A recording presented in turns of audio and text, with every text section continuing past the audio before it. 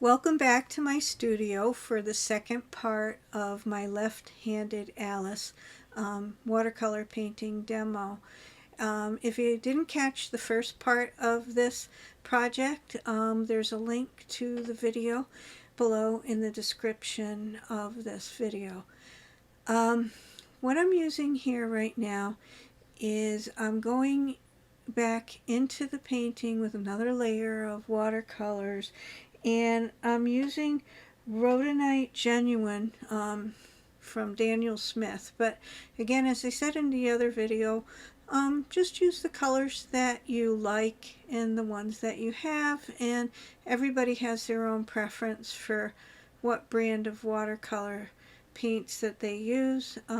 I tend to like the Holbein and Daniel Smith, but I've used other brands, and you know, I think it's more the artist quality paints have more pigment than the student grade, but I mean, use what you have and use what you can afford, and it's better to use a student grade paint than no paint at all, because it's so much fun to be painting. Here I'm just adding some more shading and just kind of blending it in, and adding, you know, little creases in the ruffle of the skirt. And I am using really quite a small brush, because, you know, I'm doing such a small piece. So to add any of the details, I'm really needing a fine brush. And as you noticed, I'm using both hands. I tend to do that quite a bit when I'm painting now, because I'm trying to give my right hand a break, but I do have more dexterity for fine details with my right hand than my left hand, but I'm learning how to use both. And actually I find that when you're using your non-dominant hand, it helps loosen you up with your painting and your drawing. So it's not a bad thing to do from time to time, even if you don't have to give your dominant hand a rest like I do right now. But I'm just kind of adding in more detail as I go and having fun with this. And if you didn't notice, I talked about my little antique butter plates before, and that's what I'm using, those two little round plates that are moving out of view in this film, but that's what I was talking about. Like I use antique butter plates for palettes, just because I like to surround myself with pretty little things. But here I'm going back into the collar and just adding shading. With watercolors, I like to leave quite a bit of white space, and you know, leaving that for the highlights. Now some artists like to mask out where they're going to leave the white. I just tend to leave it, you know, as I'm painting, and not deal with the masking fluid and stuff like that, although I have used them on occasion, but not for this painting. And I don't know if I mentioned it in the first video, but I always have a piece of paper towel handy to pick up anything where I feel like I put too much paint before it dries on. I just dab it with the paper towel. But here I'm just kind of adding a little bit more definition to the pattern on the skirt, where again, you know, like I kind of have a checkerboard diamond type shape pattern going on, and this is kind of a whimsical piece, so I have it like on one side of the skirt and one side of the blouse, and to kind of go along with the Alice in Wonderland theme of this project. And again, you know, just dabbing here and there and adding a little bit more definition with each layer. And you can see how you add depth with more and more layers. And I tend to like to do that, just add layers and layers of colors. And that style is just my choice. There's other artists that use just really bright, vibrant colors that are more solid and not a lot of layers, and they have really successful art. But I just tend to prefer to use just a lot of layers and in my artwork and building it up. But again, you know, it's a choice that you make.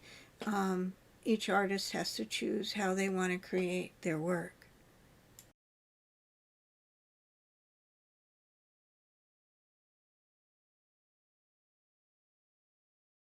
So I'm just continuing to add shadows and darkening those, and you know, and I kind of bring it back into the painting, so I'm not having like a real sharp. I kind of smooth it out a little bit, as you notice, and you can do that with a little bit of water, um, and I do dip my brush in water quite a bit while I'm painting.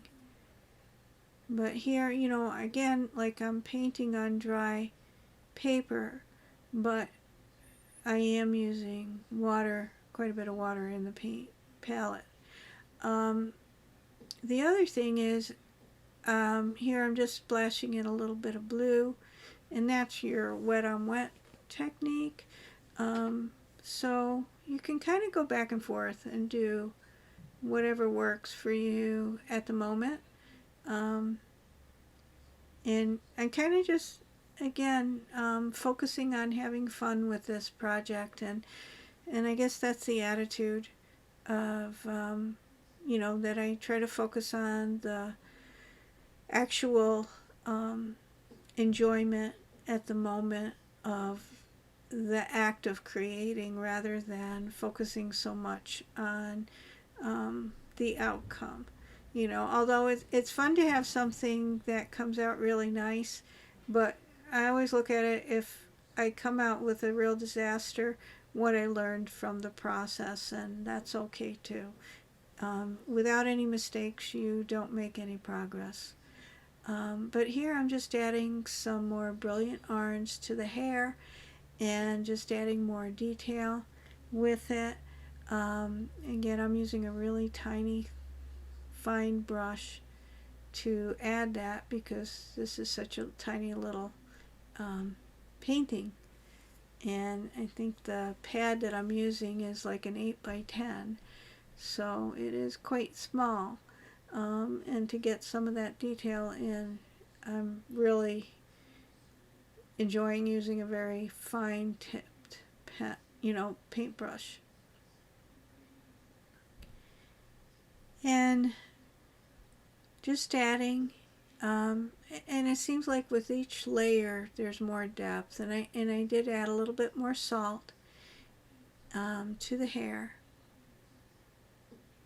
And you know, as you see, I've used the salt in a lot of different spots of this painting, and just find that, again, the texture with the watercolors is just lovely. I mean, there's so many other things you can use for texture too, like, you know, you can use saran wrap, you can use all kinds of stuff to create texture in a painting, but I tend to rely on my salt quite a bit. I'll have to play with the saran wrap in another video and see what happens, but I haven't really done too much of that. So here again, I'm just going over and over, adding more shading, and that was kind of what brings the painting more and more to life, is when you're adding more and more shading and color layers to it. And I just find that this whole process is very calming. I think one of the first things you give children to play with is watercolors, and it's probably one of the more difficult mediums to use, but it's one of the most portable ones, and just by using all the water and the paint, it just seems like such a calming process. You know, a long time ago, I had taught for a few years preschool classroom, and we used to have watercolor Wednesdays, and the kids just loved it. So I think we're all um, born as artists, but sometimes we just have somebody tell us that something didn't look so good or whatever, and we lose our confidence and walk away from it. But I think we're all capable of creating art, and I think it's a real positive um, practice to engage in. And I find the watercolors are something you can take everywhere you go.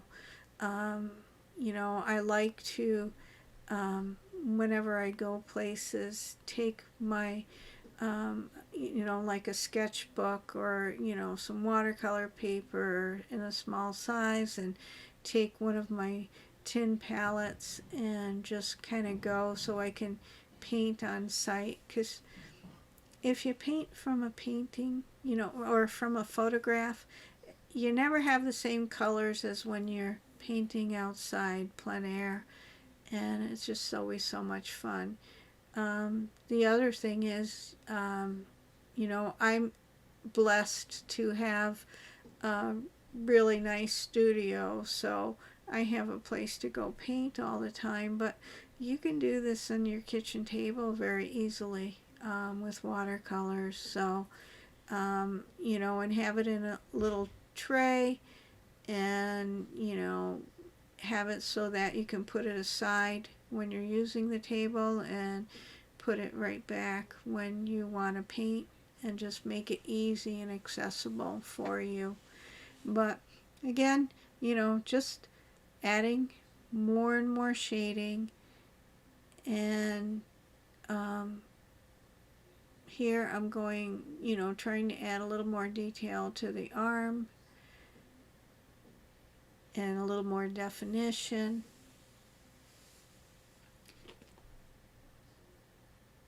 And just, you know, like I said before, for the light skin tones, you can just mix a nice yellow, a nice red, and a nice blue right on the paper for your skin tone. So I tend to start out with the blue, add the red, whatever one I'm using, and then add my yellow. And here, you know, for this painting, I used yellow ochre, and I used rose madder for my red, and I used Prussian blue for my blue.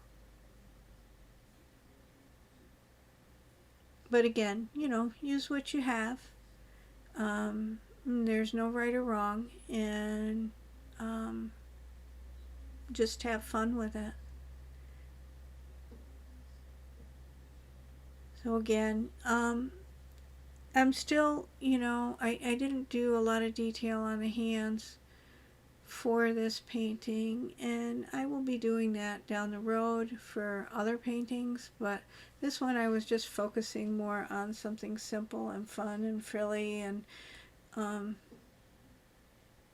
you know, something just to play with at the time. And for the face, again, you know, it's a lot of layers, and you're not going to have a real detailed face with this. It's more going for the impression, because it's so small. You know, it's not like a large portrait where you can really go in and add a lot of detail to the face. So I'm just kind of going in with the impression.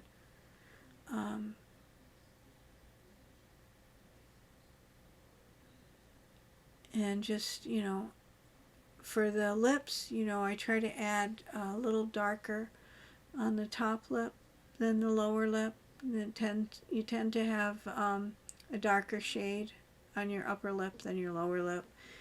And here I'm just kind of adding a little bit more shading. My camera's going a little wonky because of the paintbrush, so it keeps trying to autofocus, so I apologize for that.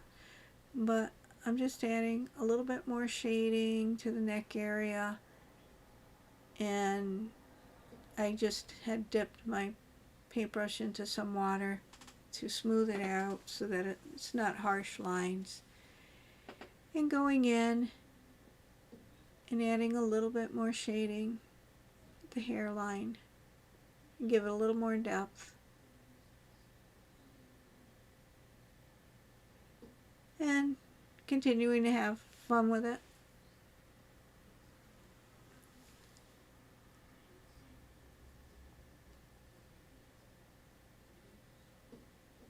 And, you know, like I said again, it's just a process of playing and practicing, and the more you paint, the better you're going to be at. And you should never really, you know, I find that there's always going to be artists that are much better than me, and there's always artists that aren't quite where I am. But a lot of that's more of a reflection of how much time they spent doing what they're doing.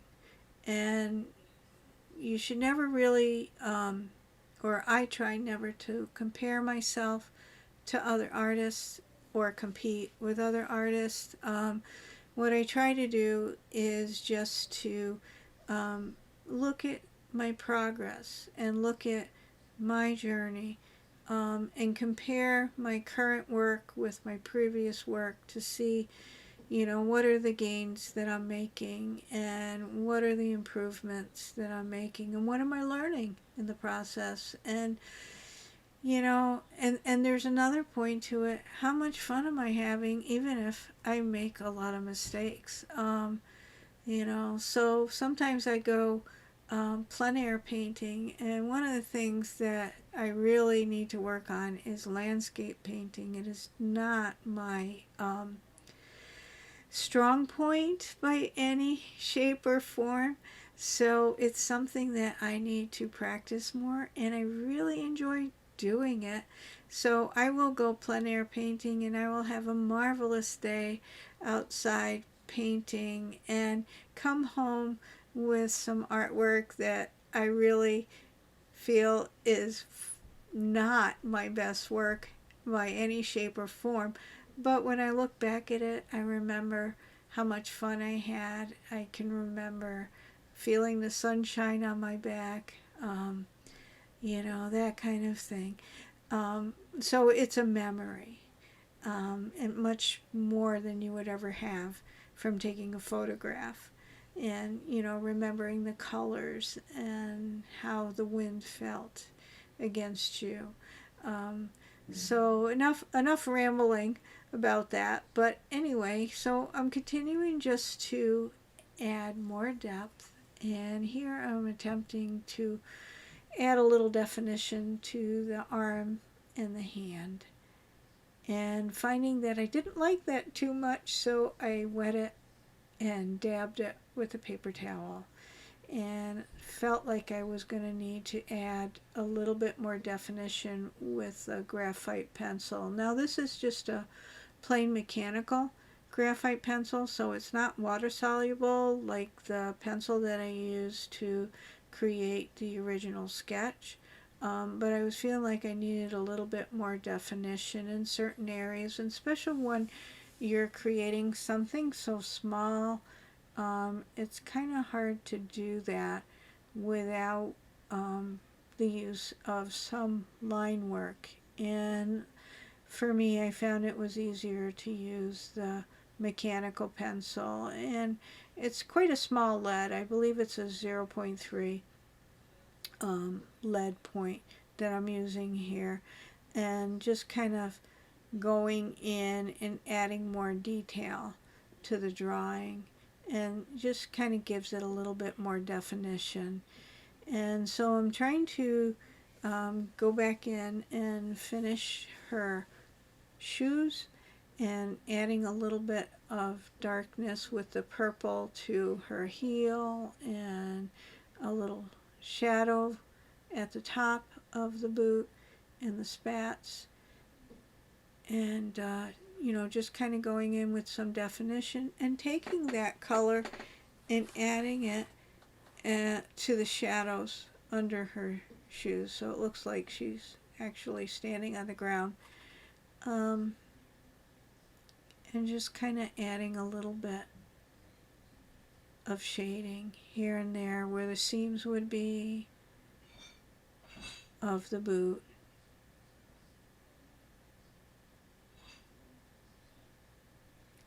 And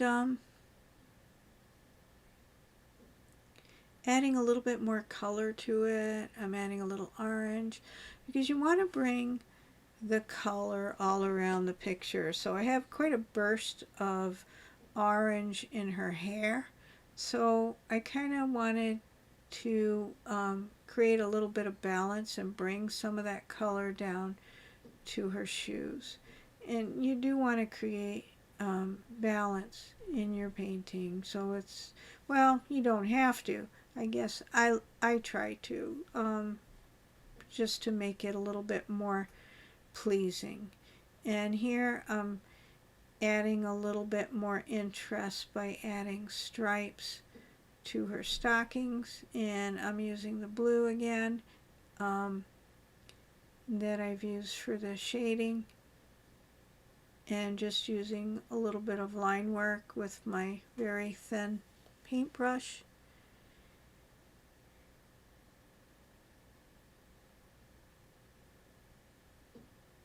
And then adding a touch of shading with that blue at the top and at the outer sides.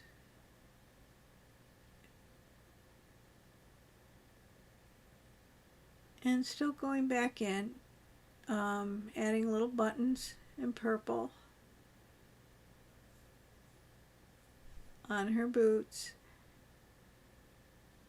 So I'm just finishing up by adding a little bit of the purple to her eye area, and then I'm adding a little bit of interest to her hair with a little bit of shading using the purple. So thank you again for watching this video and joining me in the studio. And if you enjoyed the video, feel free to subscribe. And I hope you have a really creative day. Bye now.